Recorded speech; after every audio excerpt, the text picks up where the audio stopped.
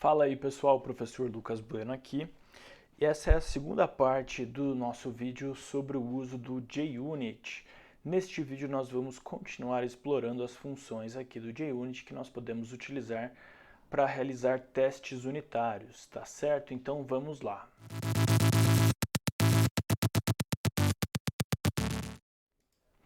No último vídeo nós tínhamos parado aqui com a construção de um número sem especificar um valor no construtor.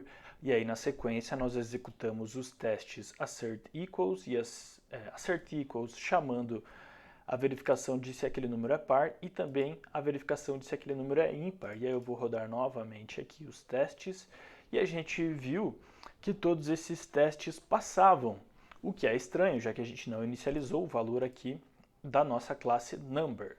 O que está acontecendo aqui, pessoal, é que quando nós estamos trabalhando com números primitivos, como é o caso aqui, e nós não inicializamos esses valores, eles começam com um valor padrão. Nesse caso, como é um int, o valor padrão é um zero. Então ele está verificando aqui basicamente para o valor zero, que é exatamente o mesmo resultado que nós fizemos aqui quando testamos com a inicialização em zero. Então, prestem bem atenção, apesar de nós termos feito o teste, ele ter passado aqui, não quer dizer que está tudo funcionando da maneira que deveria. Nesse caso, nós não inicializamos o valor, então esses testes não deveriam passar. E se a gente consegue verificar esse erro justamente com base nesse teste, a gente não inicializou, ele não deveria passar, então a gente deveria no mínimo ter um falso aqui, ou até mesmo o seguinte, a gente deveria esperar uma exceção. A gente deveria talvez esperar que uma exceção fosse lançada, já que a gente não inicializou o valor. E a gente tem trabalhado até agora com o assert_equals aqui da classe assertions. E nessa classe aqui, de afirmações, a gente pode dizer assim, a gente tem uma série de métodos. Eu já deixei até aberta aqui a documentação dessa classe, que eles nos possibilitam fazer várias afirmações e verificar se aquelas afirmações estão corretas. Então a gente tem aqui, por exemplo, um assert all para a gente fazer uma série de afirmações. A gente tem o assert equals, que a gente já trabalhou. A gente tem o assert false e vários outros. Eu separei aqui nas minhas anotações de aula alguns mais importantes. Então o assert equals já vimos como funciona. A gente coloca um valor esperado e verificamos se o resultado da chamada de um método é igual a ele. A gente tem o contrário dele, que é o assert not equals. Temos também o assert null, que basicamente serve para verificarmos se um determinado objeto é nulo. Então nós poderíamos aqui, por exemplo, ao invés de verificar se o assert equals alguma coisa, a gente poderia fazer assim, ó, assert null. E aí aqui nesse caso, a gente ainda não tem o getValue aqui, mas nós poderíamos criar. Então eu vou utilizar aqui o Eclipse para criar o getValue. Então eu clico com o botão direito, vou Insert, Generate Getters and Setters e vou criar aqui para o valor. Vou criar já o get e o set também.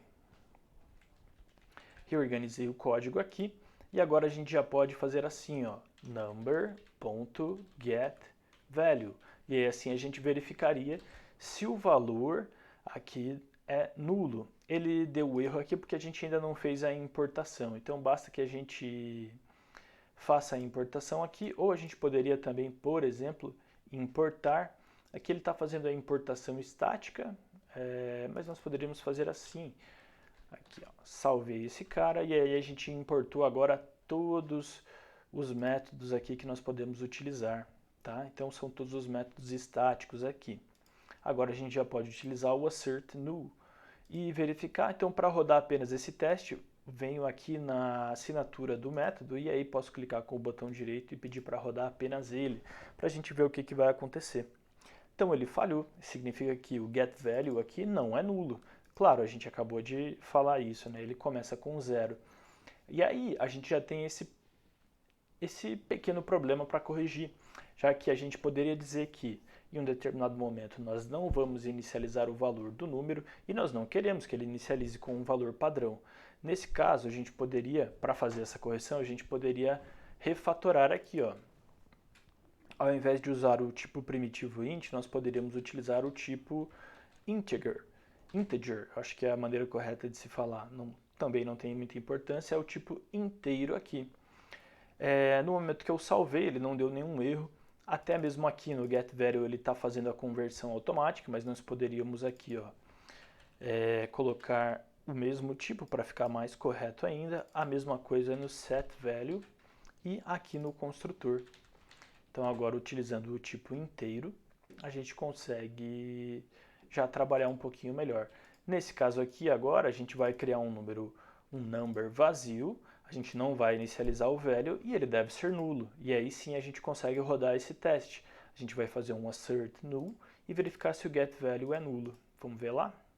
Então vamos rodar aqui. E aí tá lá, ele passou. Aqui é um número que está sem o valor, então ele é nulo mesmo.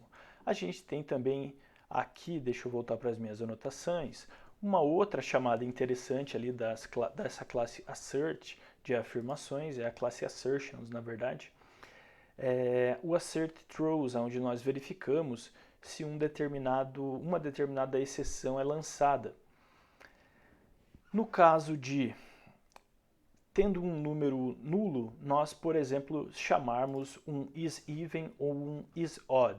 Seria um caso meio estranho, mas nós poderíamos fazer. Quer ver? Então eu vou só copiar esse valor aqui, ó. Assert equals true number.isEven. Né? A gente não tem nenhum valor. Então o isEven aqui, a gente vai tentar fazer um nulo módulo de 2. E aí vamos ver o que vai acontecer. É um resultado meio estranho, mas vamos rodar lá.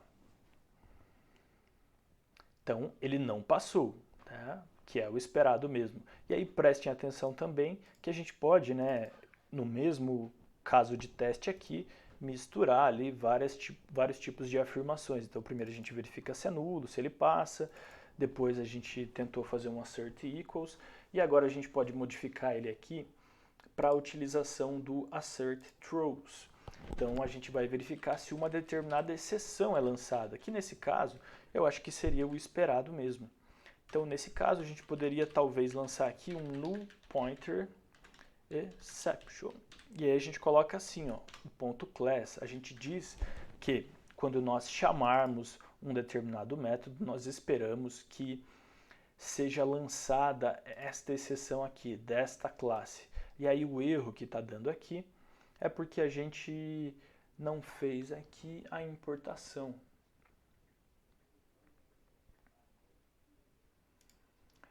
Apesar de eu ter colocado ali o asterisco até, bom, achei estranho aqui, deixa eu dar uma olhadinha, o que ele me sugeriu. Eu acho que o erro não é bem por isso, vamos ver lá. Parece que eu não estou conseguindo clicar aqui. Eu já estou com a importação aqui. O erro aqui eu acho que é pela maneira que eu estou fazendo a chamada aqui do isEven. Eu tinha dado uma olhada aqui, eu tenho um projeto lá no GitHub que eu já tinha deixado alguns testes prontos das minhas turmas anteriores. Então, deixa eu dar uma colada lá rapidamente aqui.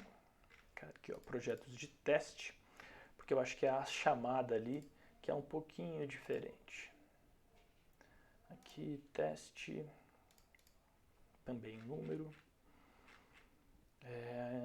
Aqui null pointer, beleza. Então aqui, ó, a chamada a gente precisa fazer desta maneira aqui. Assim.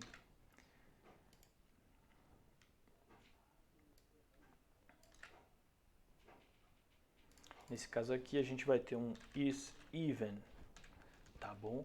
E aí sim a gente consegue verificar agora que então a gente está criando aqui, chamando o método isEven, e agora sim a gente consegue verificar se ele vai retornar um null pointer exception. Vamos rodar este método aqui.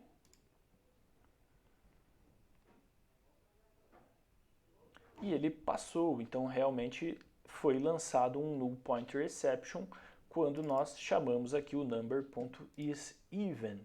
Já que a gente não tinha nenhum valor, ele gera um null pointer exception. Tá certo? Então a gente pode fazer esse tipo de teste também, de verificar se o comportamento é o lançamento de uma exceção e assim por diante. deixa eu voltar aqui para as minhas anotações. Então a gente pode também fazer aqui o agrupamento de exceptions, de asserções aqui, de afirmações, desculpa, mas eu vou deixar isso aqui para o próximo vídeo. O que era importante aqui era a gente finalizar então essa parte de afirmações. Deem uma explorada aqui na documentação da classe de assertions do JUnit 5, que é a versão que nós estamos utilizando. Existem aqui outros métodos que podem ser interessantes, dependendo do que vocês querem fazer, tá bom? Mas basicamente o que nós estamos criando são casos de teste, onde nós verificamos aqui afirmações.